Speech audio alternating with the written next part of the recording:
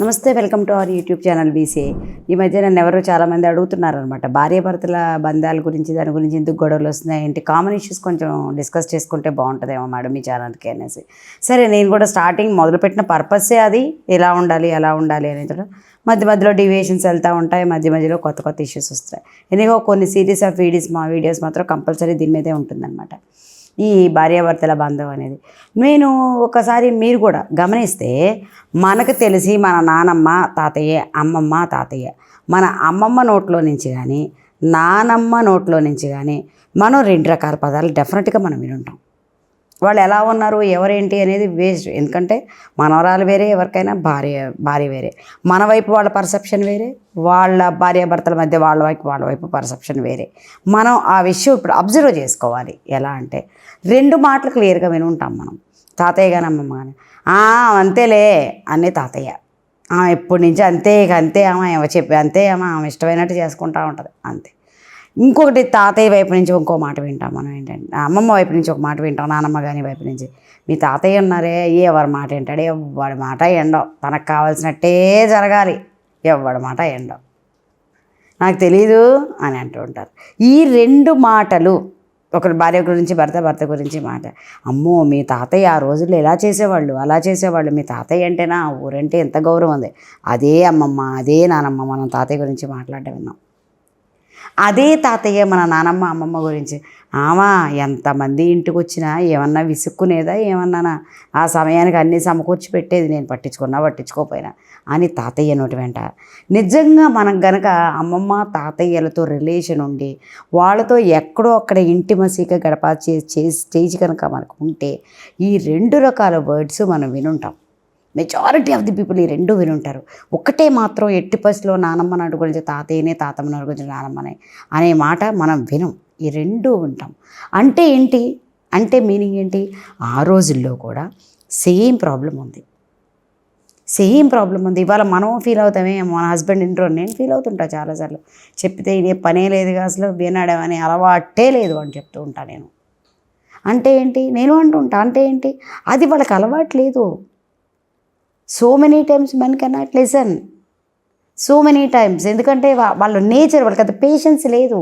But we have that patience. మనం వింటాం, మనకు తెలుసు, మనం విని ఆలోచించి మాట్లాడతాం. వాళ్ళకి తోసింది మాట్లాడుతూ ఉంటారు. ఇదంతా కామన్, ఇదంతా మన విషయంలోనే కాదు, వాళ్ళ యాటిట్యూడ్ అది.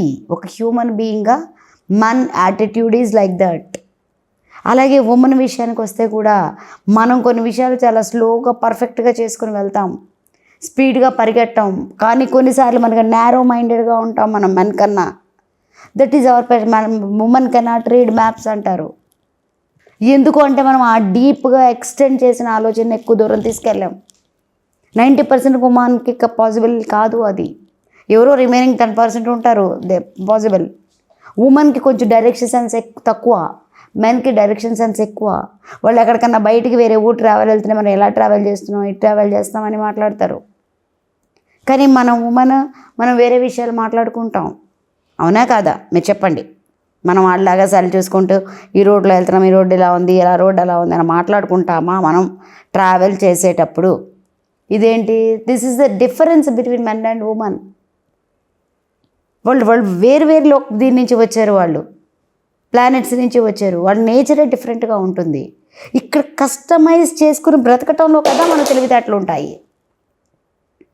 ఇక్కడ కస్టమైజ్ చేసుకుని బ్రతకడంలో కదా వీళ్ళ తెలివితేటలు ఉంటాయి.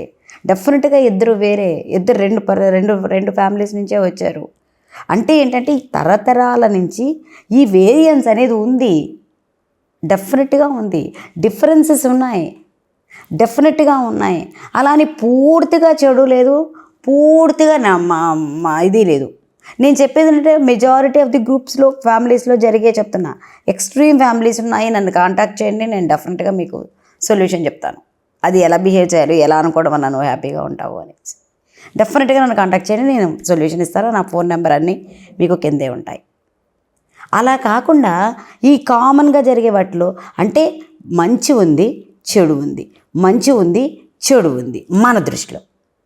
ఇది ఎక్కడ, మన దృష్టిలో, వాళ్ళ దృష్టిలో కాకపోవచ్చు. తాతయ్య దృష్టిలో తాతయ్య చెడు కాదు, అమ్మమ్మ దృష్టిలో అమ్మమ్మ చెడు కాదు, నాన్నమ్మ దృష్టిలో నాన్నమ్మ చెడు కాదు, తాతయ్య దృష్టిలో తాతయ్య కాదు, వాళ్ళిద్దరి దృష్టిలో ఒకరికొకరు చెడు. అంటే ఒక్కసారి దాని గురించి ఆలోచించండి. మీరు దాని గురించి ఆలోచిస్తే చాలా ఆలోచన మారుతుంది. దీని నేను మళ్ళీ కంటిన్యూ చేస్తాను. సబ్స్క్రైబ్ చేయండి, లైక్ చేయండి, టంగు మనకి గంట కొట్టండి.